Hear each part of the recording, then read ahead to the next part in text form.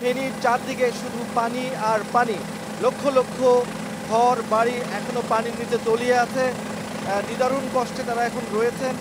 র্যাবের পক্ষ থেকে হেলিকপ্টারের মাধ্যমে এখন ত্রাণ বিতরণ চলছে। এমন একটা অবস্থা, কোথাও হেলিকপ্টার ল্যান্ড করার মতো অবস্থা নেই। বিভিন্ন ছাদে ছুঁড়ে ছুঁড়ে এই ত্রাণগুলো পৌঁছে দেওয়া হচ্ছে। এতটাই দুর্গম এবং পানিতে ঘরবাড়ি তো তলিয়ে গেছে, স্কুল, মাদ্রাসা, মসজিদ সকল কিছুই এখন পানির নিচে আছে। এবং বিভিন্ন সরকারি বেসরকারি সংস্থাগুলো চেষ্টা করছে এই দুর্গত মানুষগুলোর পাশে দাঁড়ানোর জন্য।